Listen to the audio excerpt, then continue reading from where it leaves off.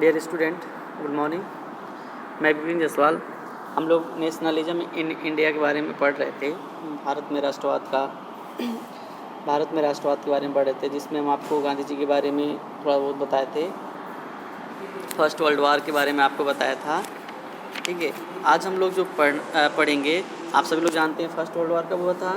1914 से लेकर के 1980 तक। बहुत इंपॉर्टेंट है, आपसे मल्टीपल चॉइस में पूछता है कि फर्स्ट वर्ल्ड वार का टाइमिंग क्या है, तो 1940 से लेकर के 1980 तक। ठीक है, अब आज हम लोग जो पढ़ेंगे वह है सत्याग्रह मूवमेंट। क्या है सत्याग्रह? आप सभी लोग जानते हैं कि सत्याग्रह जो है गांधी जी का एक विपंस था। गांधी जी सत्याग्रह के माध्यम से अपनी बात अंग्रेजों के सामने रखे। वह कभी भी हिंसा का नहीं प्रयोग करते थे। किसका प्रयोग करते थे? नॉन वायलेंस का प्रयोग करते थे। कभी भी वायलेंस का प्रयोग नहीं किया। तो गांधी जी हमेशा बात किया जाए तो गांधी जी हमेशा अपनी बात आराम से रखते थे, बिना किसी हिंसात्मक तरीके से। तो इसलिए उनको नॉन वायलेंस कहा जाता है। सत्याग्रह में होता है कि आप सत्य का आग्रह करना। सत्याग्रह का अगर आप संधि विच्छेद करेंगे तो इसका संधि विच्छेद होता है सत्य धन आग्रह। सत्य धन आग्रह। सत्य मतलब सत्य, सच्चाई जो होती है, और आग्रह मतलब निवेदन करना, मतलब सच्चाई का निवेदन करना, या सच्चाई जो है उसी के लिए निवेदन करना जो होता है सत्याग्रह होता है। तो गांधी जी कभी भी वेपन्स का प्रयोग नहीं किए। गांधी जी कभी भी हिंसा का प्रयोग नहीं किए। वो हमेशा अपनी बात को रखने के लिए नॉन वायलेंस तरीके से अंग्रेजों के सामने प्रेजेंट किया। उसी को हम लोग क्या कहते हैं? सत्याग्रह कहते हैं, क्योंकि वो हमेशा सत्य का आग्रह करते थे। जो सच्चाई थी उस बात पे कह कि Gandhi ji heroic fight for the Indians in South Africa was well known. आप जानते हैं कि गांधी जी अपनी पढ़ाई पूरी करने के बाद वे साउथ अफ्रीका में बहुत दिनों तक रहे, और साउथ अफ्रीका में जो साउथ इंडियंस थे उनके लिए उन्होंने लड़ा, और वहाँ पे एक हीरो के रूप में वहाँ पे सामने होकर आए थे साउथ अफ्रीका में। और साउथ अफ्रीका से भारत में कब आए? 1940 को। भारत में 1914 को वह वापस आए थे साउथ अफ्रीका से। His Nobel method of agitation and protest based on the truth and non violence. उनका जो मेन वेपन्स था वह क्या था? ट्रूथ, सच्चाई, और नॉन वायलेंस, अहिंसा। इसी दोनों को अपना वेपन बना करके उन्होंने अंग्रेजों के विरोध अपनी सत्याग्रह किया था। और जो उनकी सच्चाई और जो नॉन वायलेंस का जो तरीका था प्रेजेंट करने का, वही क्या कहलाता है? सत्याग्रह कहलाता है। Was known as satyagraha. Without being aggressive, a satyagraha could win the battle through non violence. मतलब इसमें क्या होता है कि अपनी बात को हम वायलेंस तरीके से नहीं रखते हैं, नॉन वायलेंस तरीके से रखते हैं, मतलब बिल्कुल शांतिपूर्वक रखते हैं सत्याग्रह में। In 1916 Gandhi ji travelled to Champaran in Bihar to inspire the peasants to struggle against oppressive indigo planters. देखिए, चंपारण एक जिला है बिहार का, जहाँ पे अंग्रेज ज़बरदस्ती इंडिगो का खेती करवाते। इंडिगो मतलब नील की खेती करवाते थे। इसको 3 कठिया व्यवस्था भी बोला जाता है। 3 कठिया व्यवस्था, जिसमें जितनी ज़मीन किसानों के पास होती थी उसका 3 हिस्सा नील की खेती करवाते थे, और 1 हिस्सा अदर जो मन चाहे वो अपना खेती कर सकता था। इससे किसानों का बहुत नुकसान होता था। फ़ायदा सबसे ज़्यादा होता था अंग्रेज़ों का। किसानों को नील की कोई ज़रूरत नहीं होती थी। नील समझ रहे हैं ना, जो कपड़े पे नील चढ़ाया जाता है, कलर होता है। तो इससे किसानों को कोई प्रॉफिट नहीं होता था। सबसे ज़्यादा प्रॉफिट होता था अंग्रेज़ों को, और अंग्रेज़ ज़बरदस्ती इस इंडिगो की खेती करवाते थे। इसलिए राजकुमार एक बिहार चंपारण के एक किसान नेता थे। उन्होंने गांधी जी को वहाँ सत्याग्रह करने के लिए, सत्याग्रह आंदोलन करने के लिए उन्होंने बुलाया था बिहार के चंपारण में। इन 1916 भारत में सबसे पहले अगर पूछा जाए कि भारत में गांधी जी ने सबसे पहले सत्याग्रह कहाँ किया था, तो ये चंपारण में ही किया था। चंपारण में सबसे पहले सत्याग्रह किया था। चंपारण के पहले वह साउथ अफ्रीका में कई बार सत्याग्रह कर चुके थे। सबसे पहले भारत में चंपारण में ही किया था उन्होंने satyagraha. In 1916 Gandhi ji supported the peasants in Kheda district of Gujarat who they are suffering from shortage of food due to crop failure and advised them not to pay a revenue till with demand of its remittance was met। देखिए, और उसी तरह से जैसे चंपारण में उन्होंने सत्याग्रह किया था, ठीक वैसे गुजरात का एक ज़िला है खेड़ा। गुजरात का एक ज़िला डिस्ट्रिक्ट क्या है? खेड़ा है।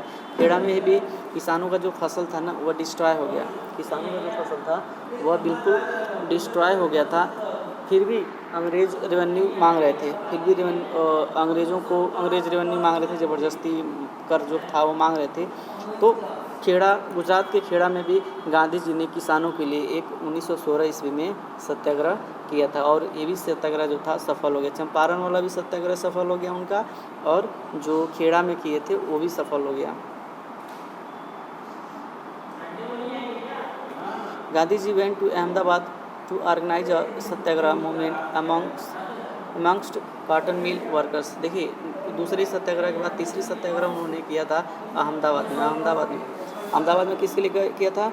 तो जो मिल मजदूर थे उनकी समस्या को दूर करने के लिए, जो उनसे ज़्यादा घंटे काम लिया जाता था, वेजेज कम दिया जाता था, तो उनकी जो भी समस्याएं थी उनकी समस्याओं को दूर करने के लिए अहमदाबाद में गांधी जी ने मिल मजदूरों के लिए सत्याग्रह किया था और ये भी सत्याग्रह उनका सफल हो गया था। तो मुख्य रूप से अगर देखा जाए तो स्टार्टिंग पीरियड में गांधी जी का ये जो 3 सत्याग्रह था, एक चंपारण और दूसरा खेड़ा गुजरात में, और गुजरात का ही एक और था अहमदाबाद, इन तीनों में उन्होंने सत्याग्रह किया और सत्याग्रह उनका तीनों में सफल रहा।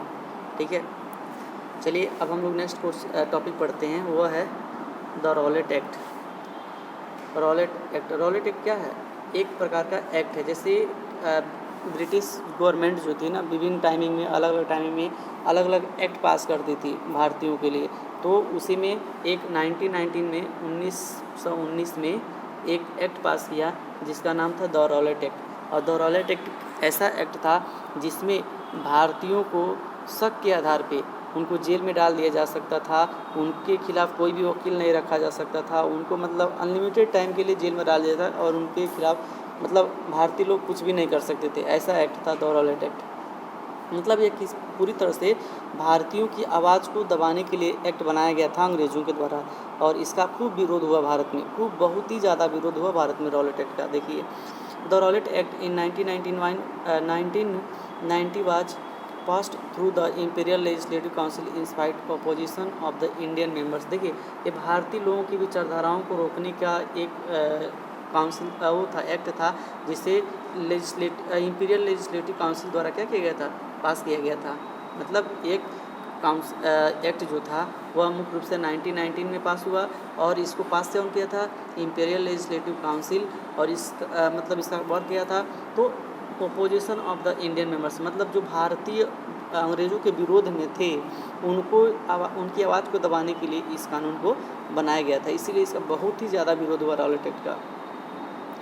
Rowlatt Act gave the government enormous power to repress political activities. देख लीजिए, ये जो रॉलेट एक्ट जो था ना वह गवर्नमेंट को बहुत ही ज़्यादा इनॉर्मस पावर, मतलब बहुत ही अत्यधिक पावर दे दिया था भारतीय पॉलिटिकल कंडीशंस को क्या करने के लिए? बैन करने के लिए। मतलब भारत में जो भी उस समय पॉलिटिकल एक्टिविटीज़ चल रही थी या जो भी डिमांड्स चल रहे थे भारत में, उसको दबाने के लिए रॉलेट एक्ट बहुत ही ज़्यादा शक्तिशाली था। मतलब रॉलेट एक्ट के द्वारा उनकी आवाज़ को दबा दिया जाता, उनको अगर कोई विरोध करता तो उनको जेल में डाल दिया जाता, उनके खिलाफ़ कोई भी मतलब जज भी नहीं वकील भी नहीं रख सकते थे भारतीय लोग। According to this act, the political prisoners could be detained in prison for 2 years without any trial। मतलब 2 साल के लिए उनको बिना किसी ट्रायल का जेल में डाल दिया। अगर कोई भी भारतीय विदेश अंग्रेज़ों के प्रति कुछ भी बोल देता या उनको शक हो जाता कि ये बोलने वाला है, तो बिना ट्रायल का उनको 2 साल के लिए जेल में क्या किया जाता था? डाल दिया जाता था इस एक्ट के माध्यम से। Gandhi ji decided to oppose its with satyagraha, और इसीलिए गांधी जी ने इसका सत्याग्रह के माध्यम से विरोध करने का निर्णय लिया। और गांधी जी ने भी निर्णय लिया और भारतीय लोगों ने भी इसका बहुत ही ज़्यादा विरोध किया। 6 April 1919 observed as satyagraha day when people all over the country observed fast and hartal. देखिए एक डेट निश्चित किया गया 6 अप्रैल 1919। आपसे क्वेश्चन पूछा जा सकता है कि रॉलेट एक्ट के खिलाफ किस डेट को सत्याग्रह डे मनाया गया, तो वह डेट था आपका 6 अप्रैल 1919। इस दिन गांधी जी के आह्वान पे पूरे देश में हड़ताल रखा गया, पूरे देश में मतलब हड़ताल हुआ। It was the first country-wide agitation by Gandhi ji. It marked the foundation of the non-cooperation movement। देखिए यह पहला ऐसा अवसर था कि गांधी जी के कहने पर पूरे भारत में यह पहला सत्याग्रह हुआ था।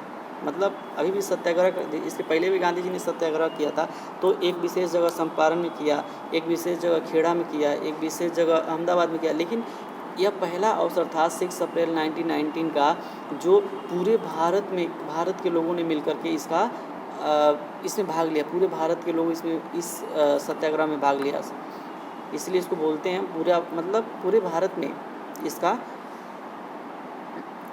विरोध किया गया रॉलेट एक्ट का। और यही जो सत्याग्रह था वही आगे चलकर नॉन कोऑपरेशन मूवमेंट का फाउंडेशन बना। इस नॉन कोऑपरेशन मूवमेंट मतलब असहयोग आंदोलन, जिसको हम लोग हिंदी में बोलते हैं। आगे चलकर 1920 में असहयोग आंदोलन चला। On 10 April the police in Amritsar fired upon a peaceful procession. It proved widespread attack on banks, post office and railway stations.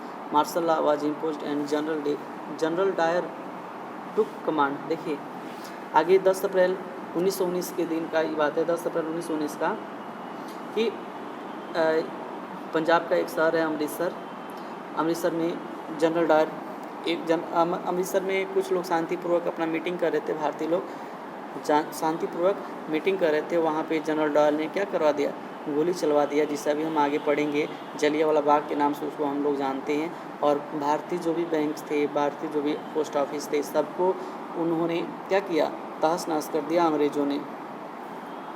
अभी जो ये 10 अप्रैल वाला जो था, अभी आगे चल कर के हम लोग पढ़ेंगे इसको, जलियांवाला बाग कांड।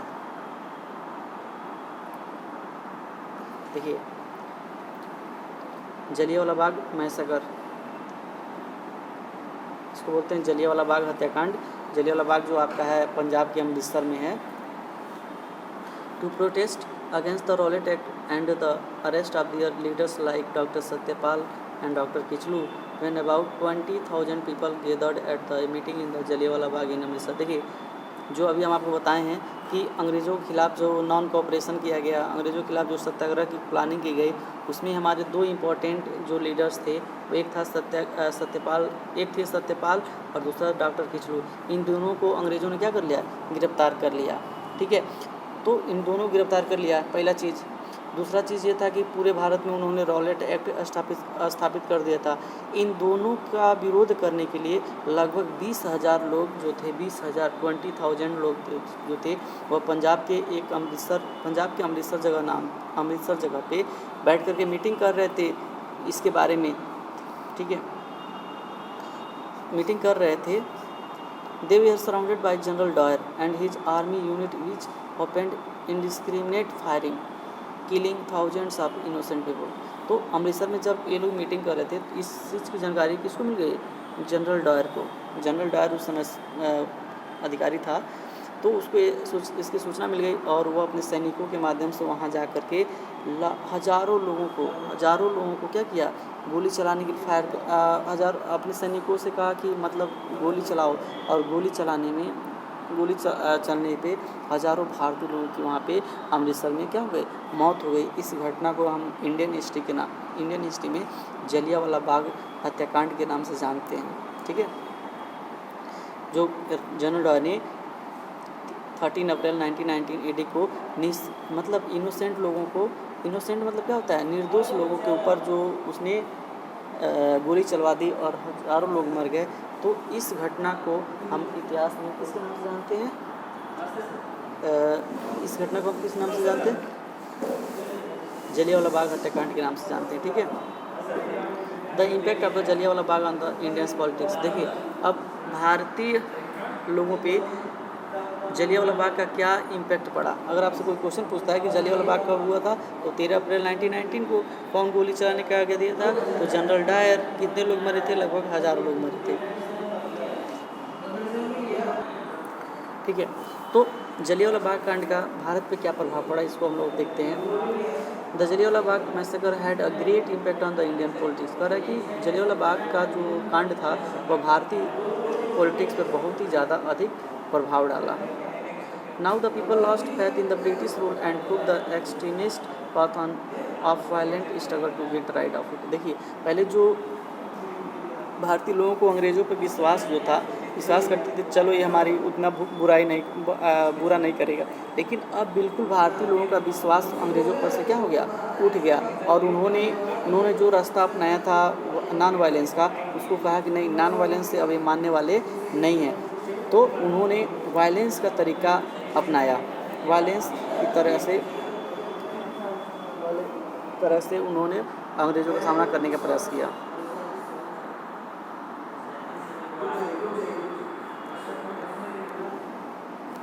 महात्मा Gandhi with the cooperation of the Ali brothers Mohammad Ali and Shaukat Ali and who spearheaded the Khilafat movement, he launch his first non cooperation movement in 1928। देखिए, जो मूवमेंट्स उस समय तक चल रहे थे, खिलाफत मूवमेंट्स, अली ब्रदर्स और मोहम्मद अली शौकत के माध्यम से खिलाफत आंदोलन को, तो वो खिलाफत आंदोलन में जो भारतीय मुस्लिम भी थे वह भी गांधी जी का साथ देने के लिए क्या हो गए, तैयार हो गए इस जलियांवाला बाग हत्याकांड। जैसे भारतीय मुस्लिम क्या थी, 1905-6 के बाद भारतीय मुस्लिम कांग्रेस जो नेशनल कांग्रेस पार्टी थी उससे अलग हो गए थे।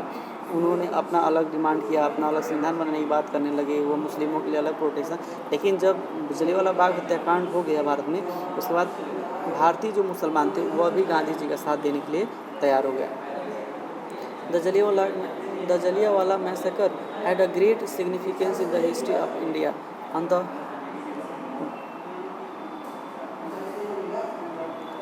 the one hand, मतलब भारतीय इतिहास में जलियांवाला बाग कांड का बहुत ही ज़्यादा क्या इम्पोर्टेंस है। On the one hand it is adversely the honor and prestige of the British government, while on the other hand it marred permanently the government's relation with Israel। देखिए, मतलब जलियांवाला बाग हत्याकांड के बाद अगर देखा जाए तो भारतीय लोगों का जो रिलेशंस था अंग्रेज़ों का वह बहुत ही ज़्यादा ख़राब हो गया, बहुत ही ज़्यादा ख़राब, क्योंकि इसमें हज़ारों लोग ऐसे लोग मारे गए थे जो बिल्कुल निर्दोष थे। It also helped further in promotion national unity as a people belonging to all sections and communities had fallen prey to the this कैसेटी। देखिए, जलियांवाला बाग हत्याकांड के बाद भारतीय लोगों में आपको यूनिटी देखने को मिला। यूनिटी मतलब एकता भी देखिए, आपको हिंदू मुस्लिम एक में आ गए।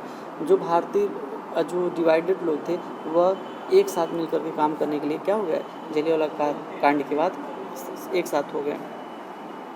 Rabindranath Tagore return the knighthood in protest of the incident. देखिए, इस एक्सीडेंट के बाद जो रविंद्रनाथ टैगोर को एक उपाधि मिली थी नाइटहुड की, उन्होंने रिटर्न करते वापस करते। आपसे क्वेश्चन पूछा जाता है कि नाइटहुड की उपाधि किसको मिली थी, तो वह व्यक्ति थे रविंद्रनाथ टैगोर। ये भी क्वेश्चन पूछा जाता है कि रविंद्रनाथ टैगोर ने अपनी नाइटहुड की उपाधि कब रिटर्न कर दिया, तो आप बताएंगे कि जलियांवाला बाग हत्याकांड के बाद। Mahatma Gandhi called off movement when he saw spread of violence. Gandhi ji ने जो नॉन कोऑपरेशन मूवमेंट चला रखा था, जो नॉन कोऑपरेशन मूवमेंट जो 1920 में उन्होंने जो स्टार्ट किया था, उसको क्या कर दिया, कॉल्ड ऑफ कर दिया, मतलब बंद कर दिया। क्यों? क्योंकि भारतीय जो लोग थे बहुत ही ज़्यादा हिंसात्मक तरीके से अंग्रेज़ों का क्या कर रहे थे, विरोध कर रहे थे, किसी को मार दे रहे थे, किसी को काट दे रहे थे, मतलब बहुत ही खतरनाक तरीके से भारतीय लोग पेश आ रहे थे अंग्रेज़ों के सामने। इसीलिए गांधी जी ने जो नॉन कोऑपरेशन मूवमेंट चल रहा था गांधी जी के द्वारा, उसको गांधी जी ने स्थगित कर दिया। अब हम लोग नेक्स्ट पढ़ेंगे खिलाफत मूवमेंट्स के बारे में। नहीं वीडियो ज़्यादा लंबा हो जाएगा अगर इसी में हम लोग पढ़ेंगे तो। ठीक है, धन्यवाद।